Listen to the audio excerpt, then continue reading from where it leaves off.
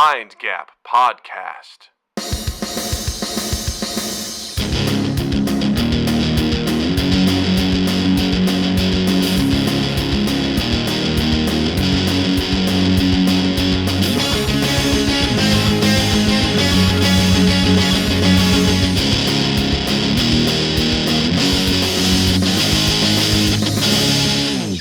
Hey everybody, welcome to Mind Gap Podcast. I'm Doug. I'm Justin, and Doug, if you were a supervillain, but your only power was mildly inconveniencing people, what petty chaos would you unleash?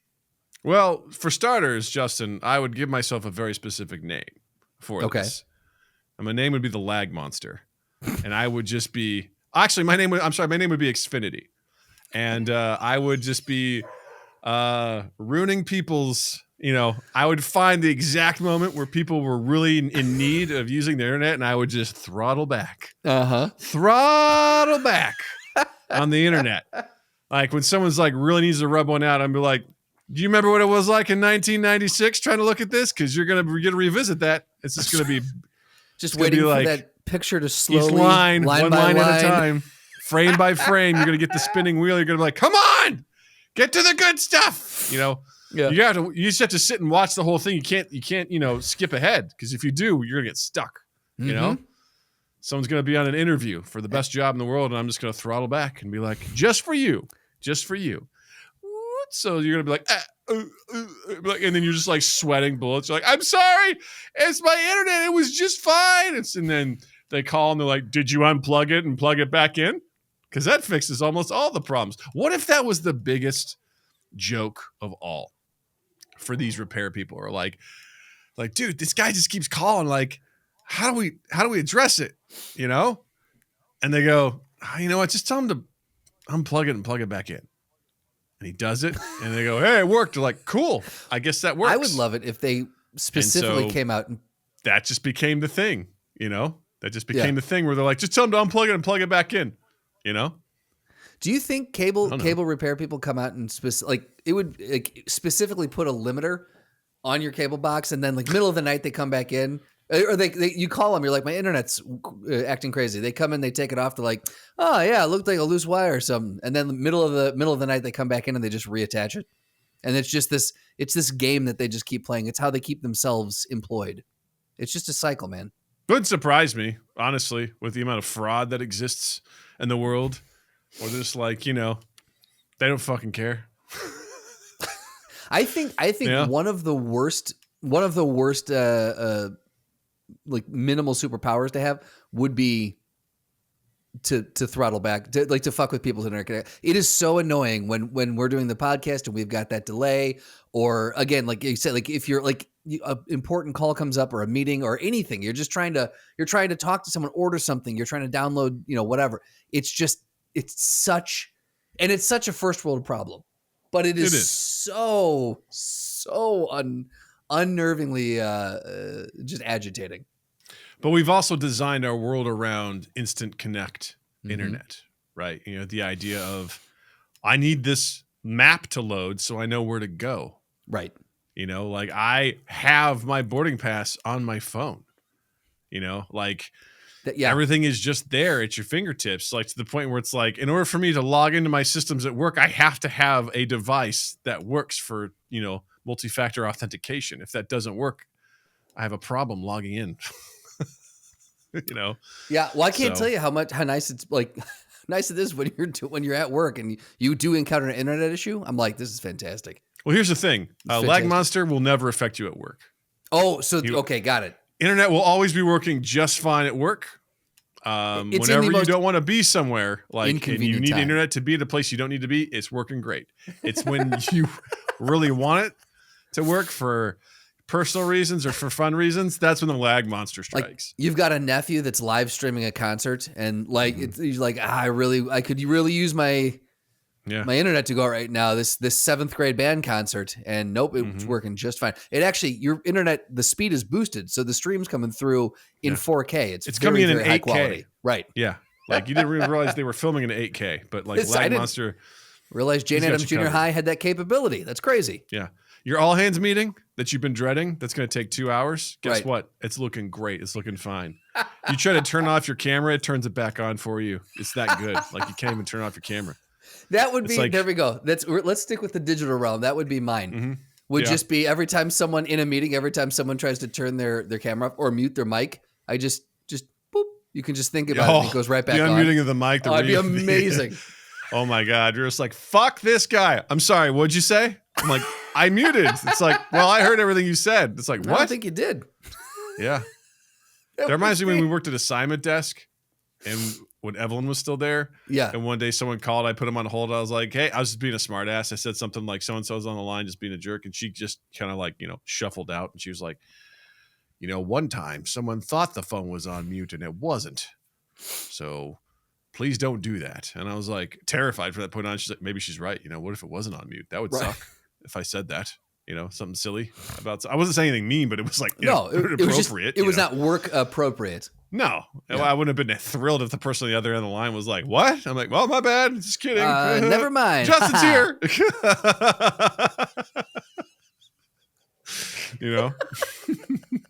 Oh my God, that's amazing. I would love. Yeah, So listeners, please tell us, because this is probably one of my favorite prompts that we've started the show with in a while. What kind of like banal chaos would you come up with if you had just the worst, most non important superpower? What would it be? What would it be, and how would you cause chaos? I'd also be the low pressure tire guy, where I would The just low pressure tire guy. Yeah, so like I would just like you just fill up your tires, and then I just be like psst, somehow take the air pressure out, so then your car was like ding, low air pressure. You're like, I just fucking filled this thing up. It's like, I don't know what it is, man. You got low air pressure now. You got to deal with that.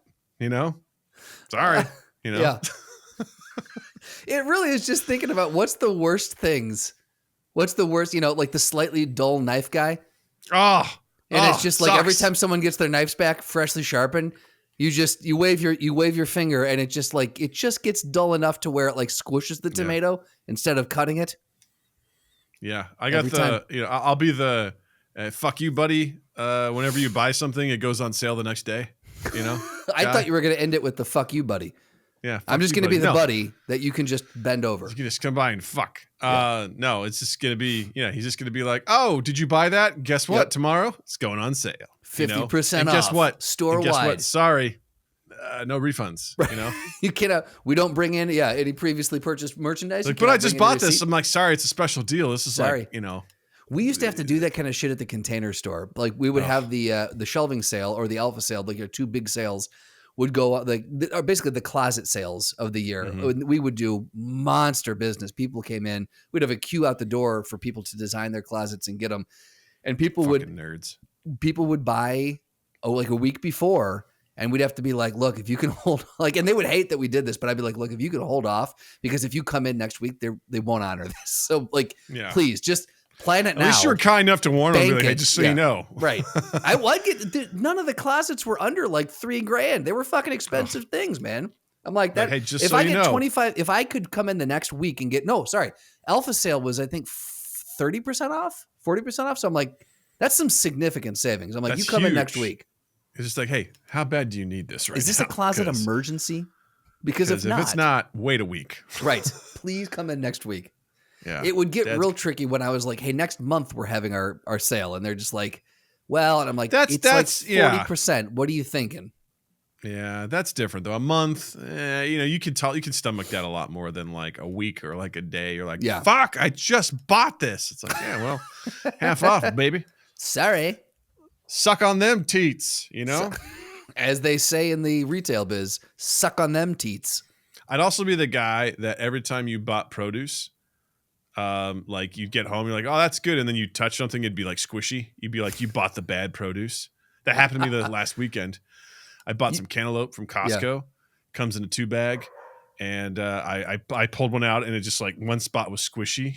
It was like I was fingering it. I was like, oh, what the fuck? And I pulled it out. I was like, God damn it. I just bought this. Yeah. And I like I immediately cut it and I cut around and I got I didn't get as much cantaloupe out of it. And I was just like, God damn it. Or it's the Let's ones fucking bought this. It's the ones that you buy. You think it's like, oh, this is fresh, but it's you don't know that it's one day away from starting that turn. Yeah. And you get it home, you're like, oh, I'll eat this. You buy it like on a Thursday, like Saturday, I'm gonna go to this gonna be my treat on Saturday or whatever. And you get there and you're like, fuck, totally just bad. squished and not good. Like this fucking bullshit. It's absolute total bullshit. I hate it. But yeah, let us know if you could be that supervillain with mildly inconvenience of other people. What would you do? And why? We'd love to hear all about it. Tell us everything. Funny story, Justin. Yeah. Natalie just learned that ass and butt and poop and shit mean the same thing, but they're, less pleasant words associated with one versus the other. So she knew the word ass and she knew the word butt. She did not know that those were referencing your derriere. I don't think she understood. She didn't make the connection. Interesting. So when Jill was explaining that to her, and then she goes, "Wait, so your butt can shit its pants?" Like that was her response. Jill goes, "No. Your ass can shit its pants."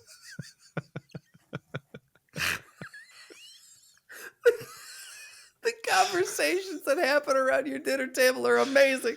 They're the best. I wish I could be a fly on the wall. So first off, the fact that Natalie felt comfortable enough to be like, excuse me, I'm going to flex a little bit and try to use these in a sentence. Yeah. It's amazing. We've talked about this so many times before, though. Just as kids are growing up and they're finding things out, and they're putting things together, stuff that we just take for granted. It's amazing to me that she didn't have, like, it would never occur to me that someone wouldn't draw the, like, poop and shit are the same thing. Butt and ass are the same thing. Like, it just, it amazes me that that's not just an inherent knowledge, that someone has to learn that. And of course it makes sense, but you're not cognizant of the fact that someone has to learn that the comparison is there. And it's just to see someone go through that is amazing. I had that with weed and marijuana. I thought they were two separate things. And I told my mom proudly that weed and marijuana, like, I forget how it came up, but we were in the car and I said something about, like, I somehow it came up and my mom goes, they're the same thing, right? I go, no, they're not. She goes, yeah, I go, no, they're not. She goes, okay, what's the difference? And I go, she called your bluff. I don't know, but I know they're different. She goes, okay. And I was like, fuck, I think they're the same thing. That's the one time Chris Cochran was actually kind of cool. Yeah. Because also maybe be like, wait a minute, how do you know? But also, you know what? That's a fair point. Yeah. Yeah, it's just pop culture. And that reminded me, I also was like, when I was in London, when I was 19 years old, traveling abroad for school, I walked by this area and this guy was just walking, he walked behind me, he's going, ganja, ganja. I was like, what the fuck? He's like, ganja, ganja. And I'm like, what? And then I turn around and he goes, oh, he doesn't speak the language, does he? And then, like, wandered off. I'm like, what the fuck? And so I went back and I didn't understand what he was saying. So it's like, this guy was just saying, like, ganji to me. Like, I don't know what the fuck he was talking about. And people were kind of like giving each other side eye. They're like, they didn't tell me. I had to figure this out later, that on my own, I was like, oh, fuck, the guy was trying to sell me weed. So you just, he was just like whispering the word, like, ganja. But I didn't know what ganja meant. But I've had it before. Oh, so you genuinely didn't know at the time what it meant? Because I've had it before. Didn't know what the fuck he was saying. Where someone has said something that I know what the word is, but for some reason it hits my ears in a way that I'm like, I don't know what you're saying. Like, it just sounds gibberish. Yeah. And like, then you go back and you're like, oh, that's what you were saying. I thought the guy was casting a spell on me or some shit. Like, I had no idea. I was like, what is he saying? Shit behind me. And I just looked around and I'm like horrified. Like, oh, he doesn't speak the language, does he? And wandered off. And I'm like, what the fuck just happened? I'm like looking around. I'm like, what? Because then I put it together when we went to Paris. Yeah. And this was wild. This guy that was with me, like, was just buying and doing drugs, like weed, just nonstop all throughout Europe. And I'm like, I don't think this is a good idea. Not as bad as the guy who brought weed with him from the US into the UK, which I was like, even at that time, I'm like, I don't think you understand the consequences if you get caught smuggling narcotics to another country. He was like spraying it with cologne and like he was going hiding it all over his body. And he was so nervous going through security. I'm like, why would you do that? Oh my God. Like, he made it through, but I'm like, you're a fucking idiot. Like, that is so dumb. Can you imagine? Like, genuinely, I would have been shit. Well, so one time I had, in my younger years in Chicago, I had some weed on me and we were traveling to a house party or something. And we got on the train and there was a cop with a dog on there with the muzzle, and they got on and stood like we were sitting, so in the CTA, for those who are unfamiliar, you can walk in and there's usually on each side, there's a door and then there's like a glass partition, and just around the corner from like on the other side of that glass partition is a seat. So I was sitting in that seat and the cop walked in right next to me and stood on the other side of the glass partition with the dog, and I saw it in the reflection of the window across the way. And so I was sitting there. I can't remember who I was with. Maybe Milos. I don't remember. But I just looked at it and I looked over, and Milos was like, "Just be cool, man. Just be cool." I'm like, I just like flops when I'm like, I don't know. He's gonna got the fucking dog, man. He's got a dog. And then serendipitously, I hand to God this happened. A woman struck up a conversation with this cop out of the blue. And so is that a drug sniffing dog? My mind was blown. And he goes, nah, typically if we having them sniff, they don't have the muzzle on because it can impede that da-da-da-da-da. And as soon as I heard that, I just was like, I just relaxed bowels. I shit myself. I'm like, there it is. Yep. Yeah. I lit right up. Thank I'm like, God, man. You know what I'm saying? This. Woo. Yeah. God damn. So that low stakes compared to traveling internationally with weed strapped all over my body.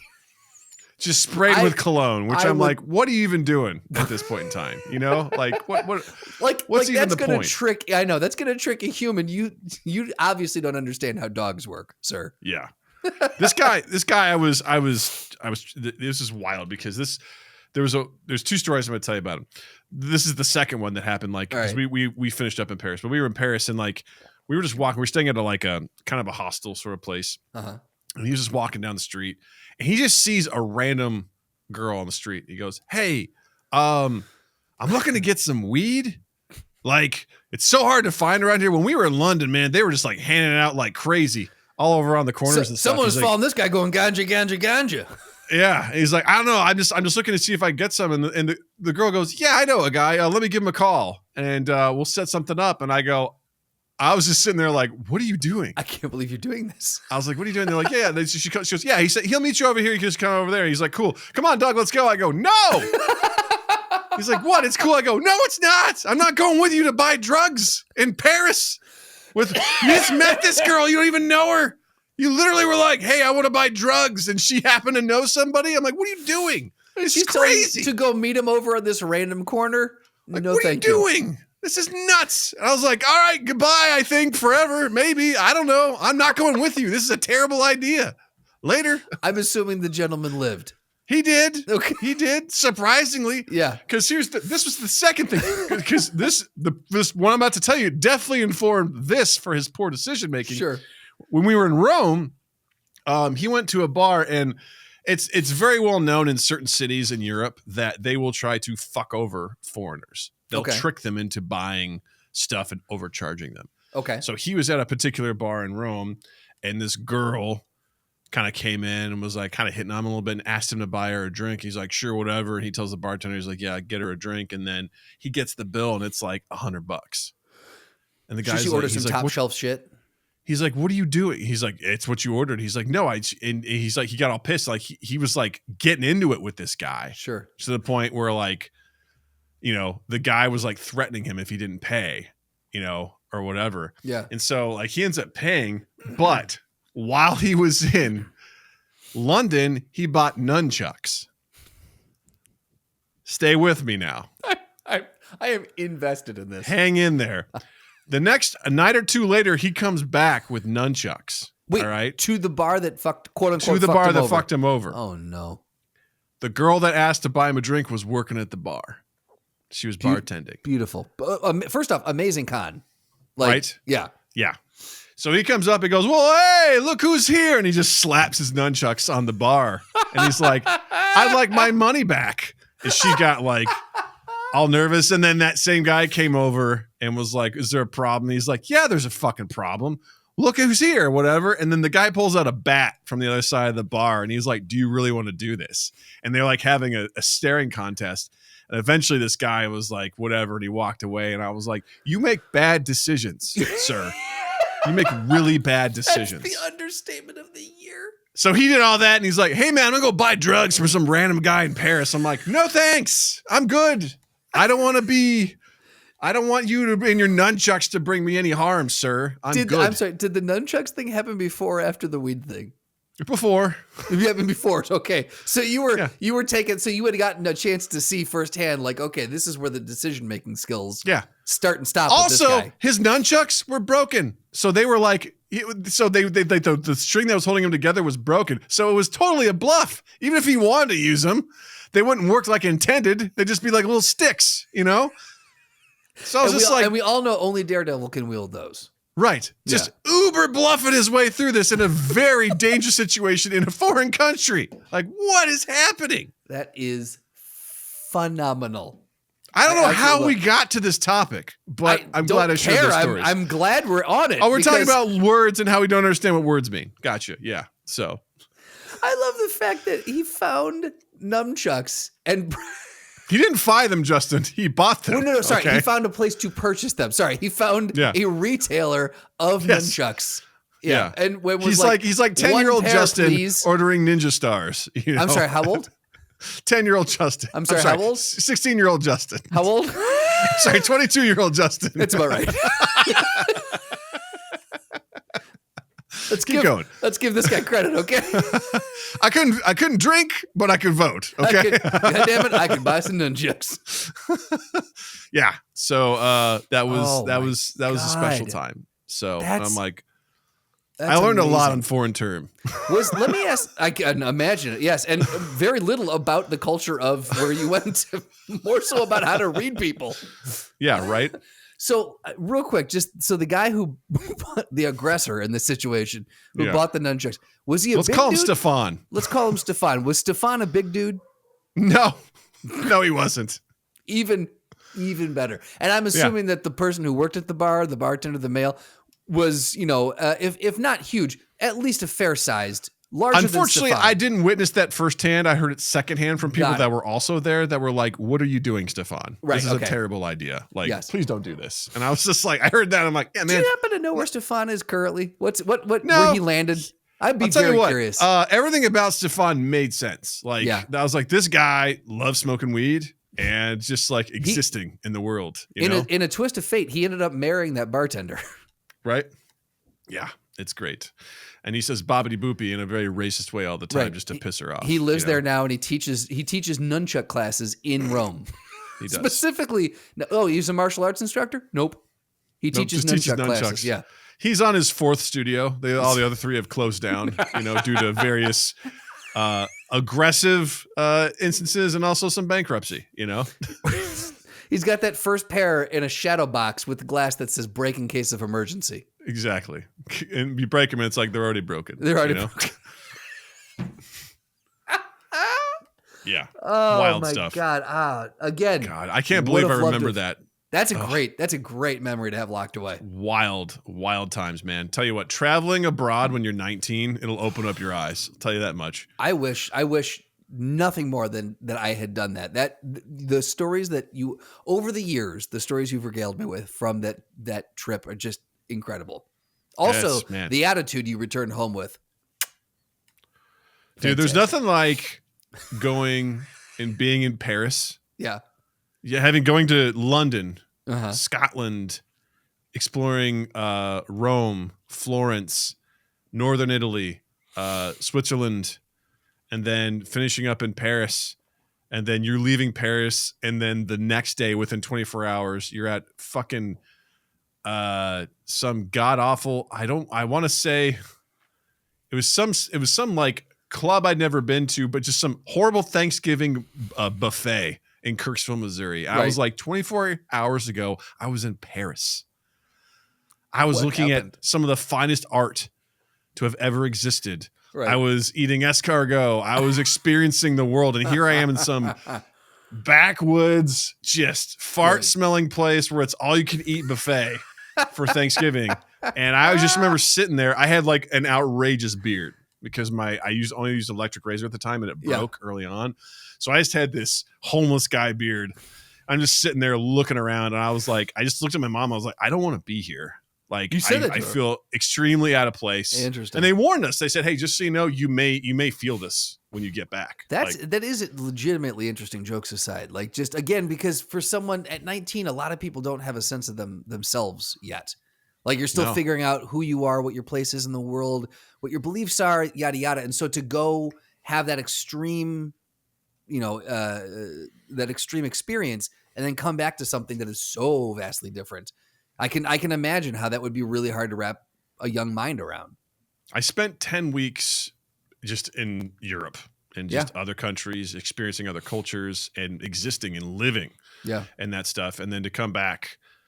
And I just remember while I was over there, I was just like, I'm so hungry. The portions are so small over here. I lost so much weight because I walked everywhere.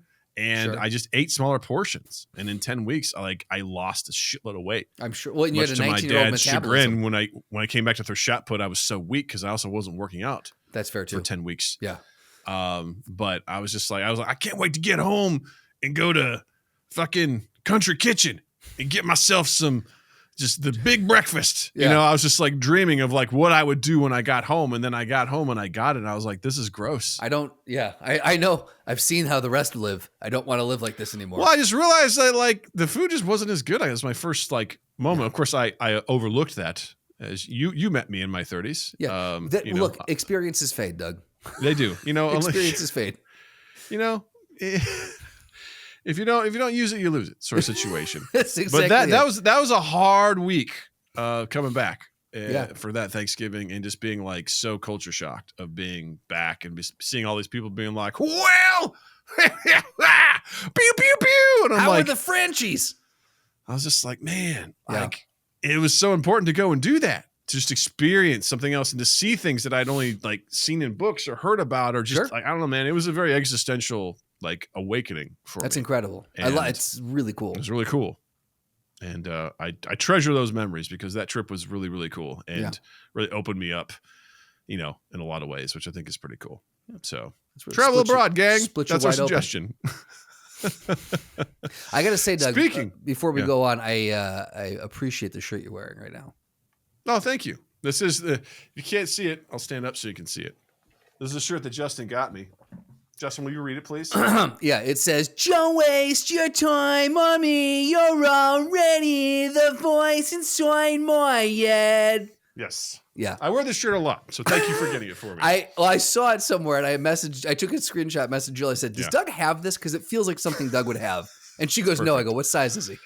And she goes, "This," and I go, "Done." I said, "Expect the amount this of times in that 3 to 5 I've had days." people say, "What does your shirt say?"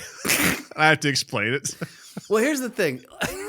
For those in the know, like you can have you had anyone approach you and be like, "Awesome shirt, dude"? Nope. Has there been any? Not yet.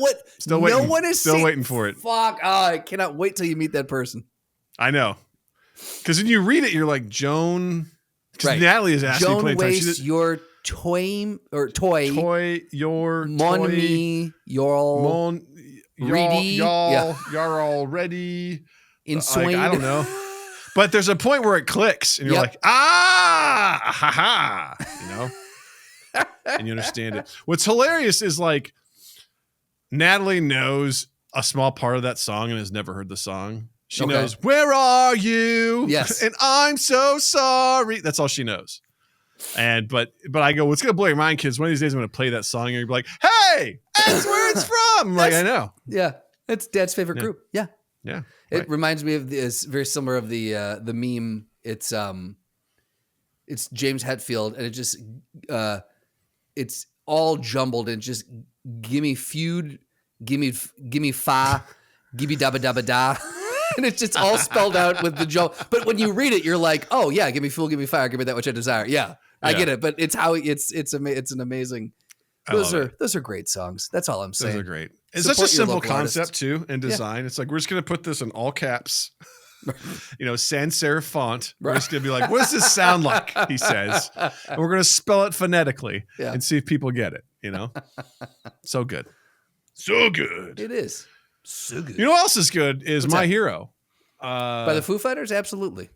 Yeah. Let's listen to it right now. That's a on song that got 88.1. played to death. Played to death for me. Like, just, it bums me out when there's songs that I'm like, I just can't listen to it anymore. Oh, so it finally crossed the bridge for you into the. And when that happens, Yeah.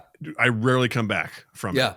But that was a song that just got played to fucking death for me, and I hate it because Was it's a it good at song. meets and stuff that you would hear it, or where did it get played to death I think for a you? part of it was just like it was on the radio all the time. It just I hit think so big. it was just like it was in a lot of media at the time, Sure, a lot of different things, and it's just like it got so fucking old to the point where I'm like, I can't. Yeah, I dig that. I can't listen to this on my own. Like, it can only be forced upon me. Yeah. Which is not how I want to live my life. At all. Yeah. But we're not talking all about right. that hero, Doug. What hero are we talking about? We're talking about did they say his name? Yeah, here we go. Oh, this is a bad idea. Yep. Abhishek, MR. What a job. great last name. MR. Yeah. That's crazy. Absolutely. An Indian man awarded damages over length of commercials before movie screening. Let's fucking go. I'm not an overly litigious guy, but there y'all, are times. gang, have you been to the movies There are anytime in the times. last 3 years? I mean, I am a guy who fucking loves movie trailers. Love them. Mm-hmm. Love them to death. I can't fucking stand going to the movies now because it is literally 20 to 25 minutes of trailers and commercials before the fucking movie starts. It's not even the trailers that get me. It's the commercials and the ads and stuff for like the in-house commercials and the actual commercials like Tide. You're like, what are you doing on the screen? Well, that's what sucks is because they're like, hey, movie starts at 6. And you're like, yeah, but the movie actually isn't going to start until 6:30. Right. And if this is a 2.5 hour movie, you're like, you just added if you're going to see 20 the to Brutalist, 25 minutes on, Yeah. I'm like, and that's what this guy was suing for is he's like, he goes, he said, he had a scheduled work call at 6:30, but had to miss it because the film didn't finish until 7. So it was due to start at 4:05. It's a 2 hour and 20 minute movie. So he's like, well, this should be done in time for me to take a 6:30 call, but they didn't get over until 7. Right. I'm like, now some people could argue, hey man, what are you doing scheduled to call at 6:30 if you're going to a movie at 4? And you know it's a 2 hour and 25 minute movie. Sure. Fair question. Fair question. But hey, But you also, don't know, was it an international call? Maybe he had to, meet someone in a different time zone. He was calling on their terms. Also, if you're like, well, hey man, I expect this to be done by 6:30 and not 7, Right. And what the fuck are we doing? Here's the thing. Someone else could, if we're going to play devil's advocate, someone else could argue, 6:25 rolls around, get up and leave the theater. Yeah. You got a phone call, you got a business call. It's true. But that's not where we're here. We're on this guy's side, okay? We are on we are on the plaintiff's side. Yes. This is just like, it's absurd. The avalanche of, I get to the point now where I'm just like, fuck, another trailer. Yeah. I'm like, not another one, please. I don't want to see another one. Well, and then they'll be like, now here's Gatorade. I'm like, I don't care about Gatorade. Like, it used to be different like, when we didn't have YouTube either, though. I know. Because now we've seen the trailers. Right. And then it's like, and now here's another one, and here's another one. And then it's like, all right, the lights are dimming a little bit. It's like, welcome to Cinemark Theaters. I'm like, fuck, now it's your commercial. Right. It's like, dude, did you sign up for the membership? Because here's what you get with your membership. You get to do this, that, and that. It's like, okay. And then it's like, host your birthday here. There's that. And then there's, hey, refreshments. Get a nice ice cold Coke over at the. I'm like, I fucking know. I know. Do you think it now? I'm like, oh shit, I forgot about the concessions. What was I thinking? Someone sitting there, they'll go, they got food here? Or God forbid, I don't know what theater you have near you, but if you get the whole, like at Cinemark, they're like, check out this cool student film from the BYU School of Film, where they show you what they feel about Coke. It's like, ugh. It's terrible. It's just awful. And then it's like, welcome to 4K theater. The surround sound, the vibrant colors, the nonstop action, all available here at Cinemark Theaters. Wow. And then I'm like, please? Can we please start the movie now? And then it dims a little bit more. Then you get something that comes up that says, please silence your phones. Right. And you're like, well, that's the one that comes too. It's like, oh, here's the phone. All right. Yep. I got it. And then there was like, and then God forbid if you're watching Flow in the theater, and then you get the 12 different production studios. Oh, man. Oh, it was Amelia Perez. Uh-huh. There was like 2.5 minutes. I think some guys did a reel or a TikTok about it. They sat through, they were showing themselves watching it. There was like 2.5 minutes of production company slates. And they're like, this has to be, they kept saying, did we get the right link? Like this is a joke. This is an ad for production companies. Yeah. Or they're like, this is satire. This is a joke. There's no way this can be real. Is this a reel? Is this someone's reel of all the different logos they did for people? Yeah. And yeah, exactly. This is a sizzle reel for a logo making company. But yeah, that's exactly I sat down with Natalie and watched Flow based on your recommendation. Yeah. And we started laughing. We started laughing because there were so many. I go, and that's the last one. And then another one would come. I go, don't worry, that's the last one. And then another one would come, and Natalie's like, no, wait, that's the last one. I'm like, just kidding. I'm just like, this isn't. This used to be a sign of this is going to be a shitty movie. If this many people were involved. Exactly. Right. But yeah, no, it is. It's fucking. It's absolutely ludicrous. Absolutely ludicrous how much lead-in time there is to everything now. Yeah. And again, I'm immediately thinking of all these different things that are very specific of different. Yeah. It's just so repetitive and obnoxious. Yeah. And I don't like being late to things. So I'm like always there on time, and I always suffer through this now. Right. Where I'm like, God damn it. I just get pissed because again, if it's something like Dune, right, and it's a longer movie, I'm like, we're just adding on another, this is going to be a 3-hour thing. I don't want this to be a 3-hour thing. It's the Brutalist, 3.5 hours plus a 15-minute baked in intermission. And then you've got this on top of it. So you're looking at probably like over 4 hours and sitting in the it's like, God damn it. What the only time I want to sit down for 3 hours and 30 minutes is to watch the extended version of Return of the King. That's the only thing I want to sit down and watch that. There you go. He has spoken, ladies and gentlemen. Yeah. The fucking Brutalist. Jesus Christ, man. I don't know, man. I feel like we should talk about the Oscars. I didn't watch them. I did. I'm sure you did. Do you want to talk about them? I'll talk at you about them. I don't What do care. you want to know? Ask me any question. I was going to bring something up because I heard a hot take. I heard a hot take about the Oscars. Hit me. And I wanted to share it with you, and I forgot to get around to it. But it was like, we'll why get back to Oscars this guy sucks. in a second. Don't worry. Yeah. I mean, we've said our piece, Well, yeah. So basically, he won. Fuck theaters. He sued him. He won for what was it? Damages. Company was like, I don't know, $300.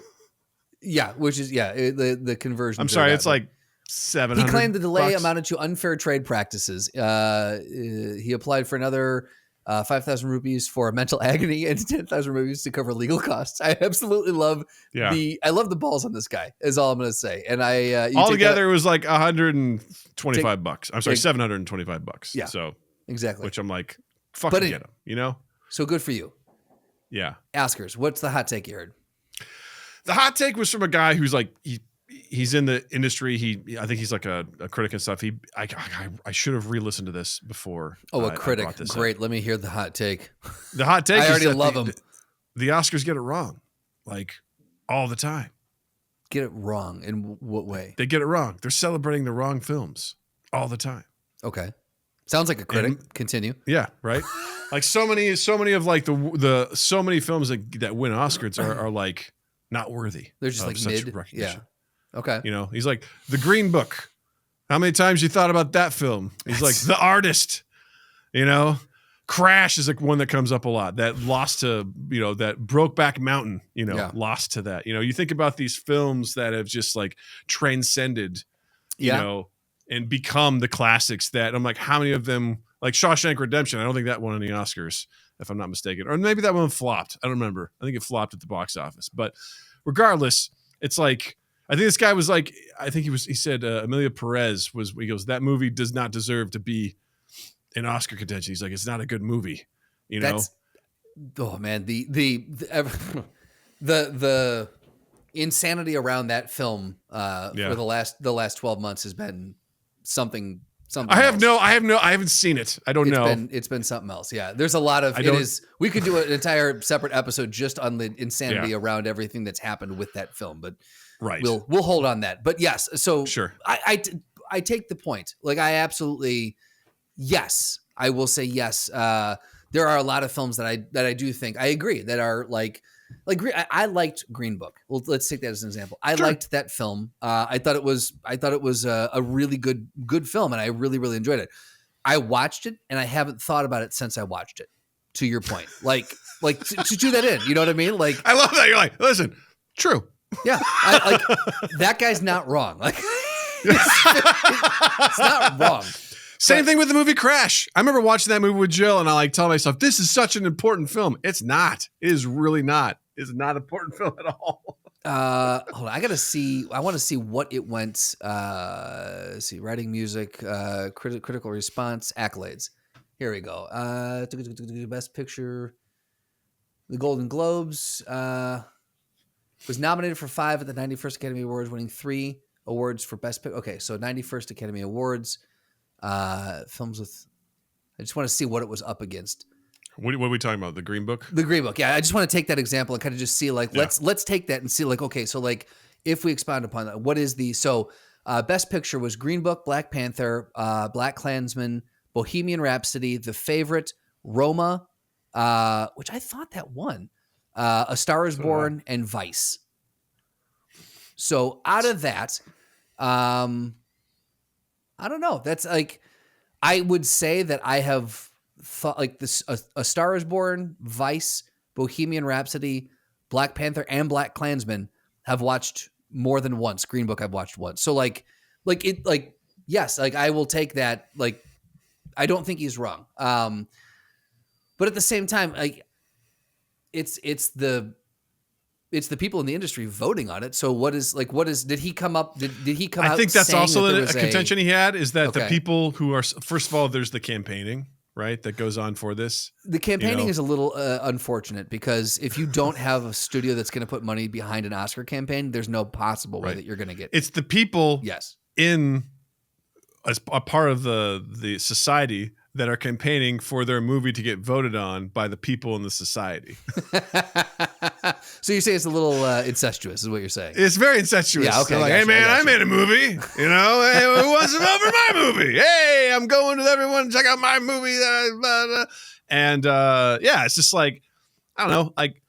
The more I think about it, it's that's where what was it? I think it was years ago when I was really into the music industry. It was the same thing with the Grammys, right? Yeah, sure. I kind of read the behind the scenes of who's part of the Grammy Academy that gets to vote on this. I'm like, oh, it's a bunch of record companies and producers and stuff that are voting on this shit. Just giving themselves a reach around. Yeah. And I was like, I know it's something we've kind of talked about and all, and it's a little disingenuous to say that, but it is also, because I think on paper it should be something great. Hey, let's celebrate the great people that have done great things this year. Yeah. But it's kind of been bastardized, in my opinion, by the people in the industry to kind of get this thing. Sure. To get this thing, we're going to campaign and we're going to specifically make a movie that is Oscar bait, that's baitable for this sort of stuff. And that's not all the movies. I don't want to paint with a giant broad brush, but I think about, I remember when the movie The Artist won, right? The silent film, throwback to that sort of stuff. I'm like, oh my God, of course people were just beating their meat to that. That's just all these 70-year-old white dudes going I remember the talkies. Before the talkies came around, there was a silent film. This is a beautiful film. How many people remember that one? Huh? How many people? I never saw it. I was I'm not watching that fucking movie. Get the hell out of here. No, I have zero interest in that. Absolutely not. But I think it should be said how many of these Oscar-winning movies are we pulling quotes from for our game, huh? Riddle me that, baby. I didn't kill my wife. I don't care. Did that win an Oscar? I don't know. Probably not. Who knows? I'm just looking again at the artist, like what it went up against, and not the strongest year. I'm just saying. Like, who else was there on that year? We got the Descendants, the George Clooney movie where they were in Hawaii, and was it? Yeah, Stone. Extremely Loud and Incredibly Close. The Help, Hugo. Ugh. What, Hugo? No, Help. The Help? Mm-hmm. You don't like that movie? That's a white savior movie if I've ever seen one. You saw it? Jill's read the book and seen the movie, and she has real issues with it. I was like, wait, that is not the movie I thought you would have like a strong stance on. Midnight in Paris, Moneyball, The Tree of Life, and Warhorse. I like Moneyball and all those. Exactly. I'm like, it's not the strongest here, but I was like, not a lot of those really. So the artist. So the artist. What was one of the most unique looking films that year? Hey, what's black and white and doesn't have? Oh, it sounds like a joke. What's black and white and doesn't have words? The artist. The artist. No, I will say, look, even this year, like there was a bunch of films that you question, like the people who won or the what. Like there's a few that I'm like, I really wish. I think personally that this other, but that's again, that's the name of the game. Subjective. Like it's subjective. I do agree that the campaigning and everything. It would be nice if there was another way, a more organic way to get to narrow down the nominees and to get kind of truly a voice of like the people, like without having all the money put behind it. It would be nice to find a more organic way to find your top 10. That who started the campaigning, right? Who? Harvey Weinstein. Wait, did he really? Are we? Yeah, he was one of the guys that we talking guys here? Started championing that sort of stuff. Shocker. And also, supposedly, the guy who started the Oscars did it as a way to bust unions. So he started the Oscars as a way to bust unions. Yeah, he did it so that at the time, a lot of people were talking about unionizing, and he was like, "Let's give them an award show to make them feel good and make them feel special. We're going to give them something, that makes me so sad. that they don't." Feel like they're like, oh well, he gave us an Oscar, so he must really appreciate it. So you can be like, hey man, don't unionize. And they're like, you're probably right. Well, joke's on them because the unions won. So they did, they did. Yeah. But originally created to be like, let's give them something shiny so that they don't do the thing we want them to do. We don't want them to do. Yeah. So, but anyway, Well, anyway, yeah. So I would say, hey, I hope you enjoyed the show, Justin. I hope you really enjoyed the show. I feel like you're not serious. That feels disingenuous. But thank you. I appreciate it. Maybe.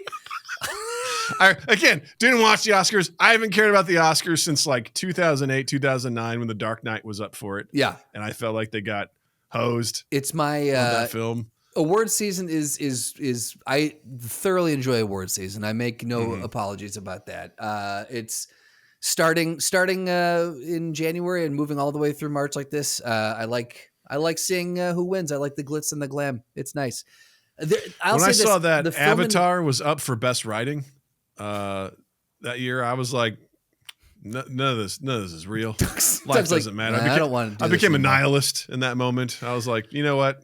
I like that everybody dies. The Film Independent Spirit Awards are ones that I really think should get a little bit more press. It's cool because they have a cap, like no film over.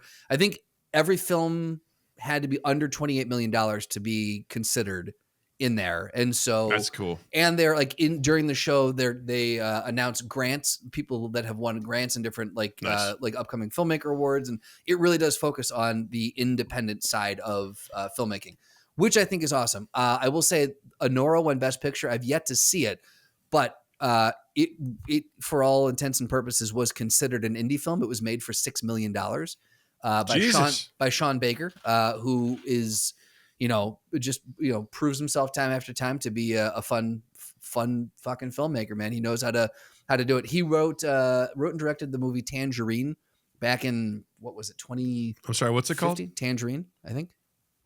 Is it not Tangerine? I don't think you said it right. Hold on. You put the right inflection on it. Tangerine. Tangerine. Oh. Did not know where we were going with this. I was like, damn it, he doesn't know what I'm doing here. The film was the size of a tangerine.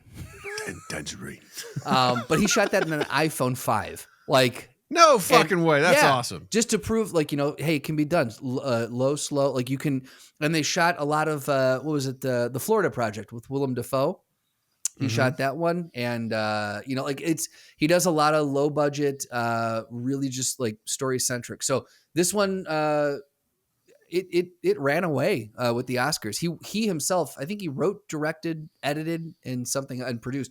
He won 4 Oscars for it that night, and Mikey Madison won Best Leading Actress, and she's the star of it. So like, it had a great. But that's the kind of stuff where I was very happy to see. I hadn't seen it, but I was happy to see that because I'm like that is, and he championed in all of his speeches independent filmmaking and like what this means and this and this and this. And so it was just, that's the kind of stuff that those little gems, because sure, a lot of people can be real full of themselves and can make asses of, the speeches that they give.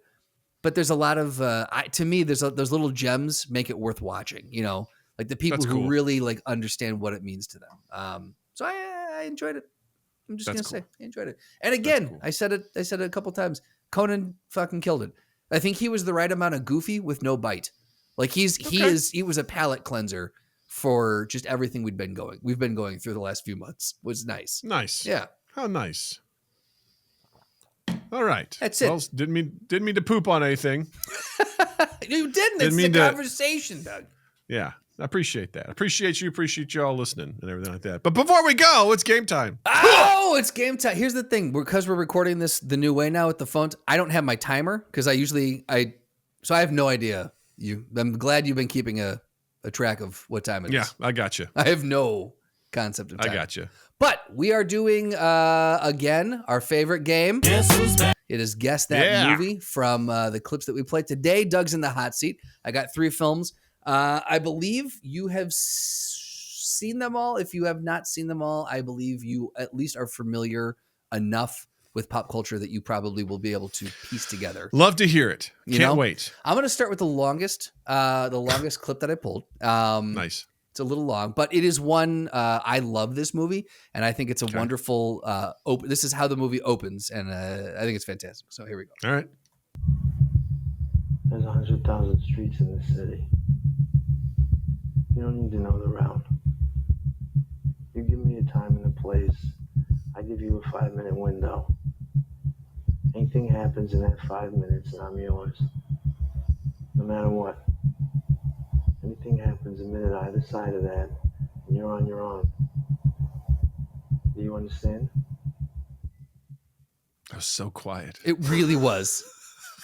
It really, really was. The mix. Only seen that movie once, but what I remember most about it was the soundtrack to it was really cool. Yes. Drive. Very well also, done. pretty violent film. Insanely.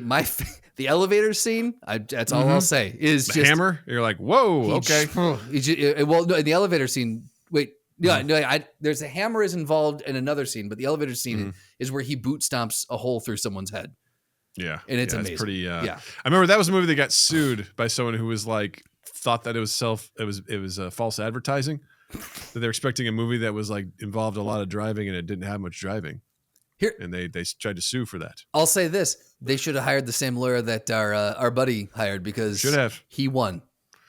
He won. I don't think she did. That's all I'm saying. Doug, well done. Well done. I didn't know if you were going to get that one. I was like, that's a deep. Immediately, I was like, I think I know it. Yeah. And then I was like, I got it. It's if you are not familiar with the movie, that is a very hard, like a deep pull, because it could be anything, but it's just that I just love that you get 5. He lives his life by such strict rules. Like you get 5 minutes.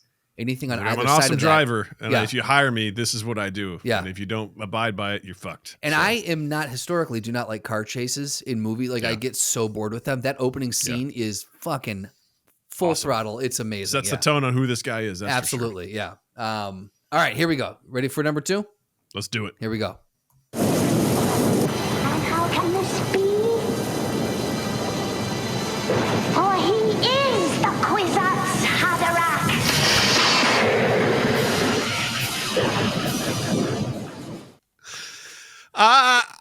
I've seen that movie all the way through, but I think that's the 1984 version of Dune. 1,000,000%. That, so for you, how you talk about how like quotes live rent free in your head, random things will happen during like at any given point, and in my head I just go, "For he truly is the Kwisatz Haderach." I don't know that why. movie, man. That movie was something. The choice to be like, so much of this is going to be ADR VO over these people just because it's like their internal thoughts as they stare at the camera. I'm like, wildly that's a choice. Yeah, it's a big choice. That's a choice, you know? And the fight with Sting at the very end is just like, if you want to know what good cinematic fight choreography looks like, watch that film. Okay, that is, you want to talk about who should win an Oscar? Goddamn. Yeah, Sting's codpiece. Yes. And you know why Sting is that good? Because he truly is the Kwisatz Haderach. That's right. Even though he wasn't. It was he wasn't. the other guy. All right, He so died. you got 2 for 2. You're doing awesome right now. This one Let's is go. going to be a fucking cakewalk. You've got this in the bag, no problem. Don't put this pressure on me. Here we go. I drink your milkshake. I drink it up. Don't bully me, Daniel. Never seen the film, Really? but I do know that quote, and that's from There Will Be Blood. Well done. I only know that movie because of that line. Do you Like, really? I've seen it on 'cause people's, there's another quote that I was going to pull from it, and I decided for this one. I remember seeing it on T-shirts. I It's drink your like, milkshake. Yeah. I drink your milkshake, and I was like, and I just realized it was connected to that film. I'm like, I don't know if I want to see that film. It seems weird. It's I tell you, I think it moves slow, but I think it's a good film. It's another one Daniel of those. Day-Lewis, so He you'll is be just entertained a by him. Fucking So man, yeah, he commits. he's a monster. He that's for commits. sure. Doug, He's a 3 monster for in that 3 space. tonight. Well done, my friend. You remain the fucking champion of this game. I don't know if that's true or not, It but is. hey, we like to have fun around here. So thank you. Thank you, bruv. Justin, what do you have to recommend this week? I am going to recommend a film with Michael Keaton called Goodrich, and be damned if I remember what service it's streaming on. Let's see here. I'm going to guess Max. Most of the thing. Yep, Max. Okay, yeah, Max. Goodrich. So he plays an art dealer. He's got a much younger wife. He's got an older daughter, Mila Kunis. He's got a much younger wife and 2 new children. The wife leaves to go to rehab. He's stuck with the children, and he's got a strained relationship with his older daughter, and he calls on her to come back and help him with the kids, which are her siblings. It's a very weird, like, kind of dynamic. But Michael Keaton, I watched this movie, and I sat there and I went, this is why Michael Keaton, this movie will show you why Michael Keaton is such a fucking great actor. Like, every line he delivers is just like, it's effortless honesty. Like he like you believe he's coming up with the lines on the spot. It's so well done. So I genuinely liked like everything about this film. This is what, like, and I say this without, like, it sounds like a cut, but this is what, like, middle of the road filmmaking looks like, and I mean that in the best possible way. Like, it's not a giant superhero thing. It's not a low budget indie thing that's hard to watch. Like, this is just a good fucking solid movie, and this is the kind of movies that I wish more people still made. Really enjoyed this movie. So Cool. I've never heard of it. Strongly recommend it. All right. Doug, what do you got? bruv? I randomly found this game on Steam for $10. It was on sale actually for $9 when I got it. Just recently came out. It's called Blood Typers. And this is a game I wish I had when I was learning how to type when I was younger. Okay. It essentially is a campy horror game that you play purely by typing words. It's in early access, so there's currently only 1 level available. But like, you enter this place, and to move around, you have to type the words to go to the direction that you want to go.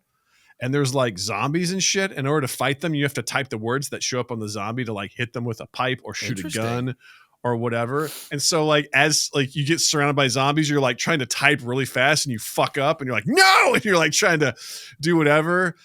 It's really, really fun. And when Natalie can handle it, I'm like, hey, you want to improve your typing? Yeah. I got something that's going to help you. That's amazing. Do you remember Mavis Beacon? Why does that sound familiar? It's an old school typing program. I don't know. Yeah, just type in Mavis Beacon and see if that strikes a memory for you. Oh, even seeing it somewhere. Yeah. I don't think I used that one, but I remember it looks like it's from our time. Yeah, I remember my mom bought this with like, okay, you're going to learn how to type, and I hated every fucking minute of this. If I had a game like this, Natalie's going to learn how to type like a champ.